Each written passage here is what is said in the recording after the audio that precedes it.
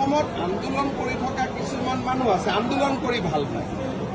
তাতে আমি দুইজন মুখ্যমন্ত্ৰীয়ে কি কৈছিল যে ৰাইজৰ কাৰণে বানটো কৰিব খুজিছো, ৰাইজে যাতে জলসিঞ্চনৰ পানী পায়। ৰাইজে ক'লে হ'ল যে আমাক নালাগে। তাকে নকৰি আন্দোলন কৰা, ভাষণ দিয়া, নেতাৰ জন্ম হোৱা, এই প্ৰক্ৰিয়াটোৱেতো অসমত শেষ কৰি দিলে। যেতিয়া আমিয়ে কৈছো যে এইটো প্ৰাৰম্ভিক প্ৰস্তাৱ, ৰাইজে বিচাৰিলেহে কৰিম, নিবিচাৰিলে নকৰোঁ। আৰু বাৰে বাৰে ইংৰাজীটো কৈছো, অসমীয়াটো কৈছো। টাউনশ্বিপতো একেটাই কথা। বিধানসভাতে আমি কৈছো যে নালাগিলে মানুহৰ নকৰোঁ, আকৌ আন্দোলন কৰি থাকে। এইটো কি কৰিব? এতিয়া কিবা আন্দোলন কৰি থকা মানুহকতো মই বাধা দিব নোৱাৰো। অসমত আন্দোলন কৰি থকা কিছুমান মানুহ আছে, আন্দোলন কৰি ভাল পায়। তাতে আমি দুইজন মুখ্যমন্ত্ৰীয়ে কি কৈছিল যে ৰাইজৰ কাৰণে বানটো কৰিব খুজিছো, ৰাইজে যাতে জলসিঞ্চনৰ পানী পায়। ৰাইজে ক'লে হ'ল যে আমাক নালাগে।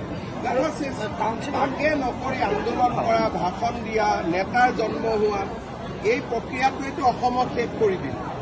যেতিয়া আমিয়ে কৈছো যে এইটো প্ৰাৰম্ভিক প্ৰস্তাৱ, ৰাইজে বিচাৰিলেহে কৰিম, নিবিচাৰিলে নকৰোঁ। আৰু বাৰে বাৰে ইংৰাজীটো কৈছো, অসমীয়াটো কৈছো। টাউনশ্বিপতো একেটাই কথা। বিধানসভাতে আমি কৈছো যে নালাগিলে মানুহৰ নকৰোঁ, আকৌ আন্দোলন কৰি থাকে। এইটো কি কৰিব? এতিয়া কিবা আন্দোলন কৰি থকা মানুহকতো মই বাধা দিব নোৱাৰো।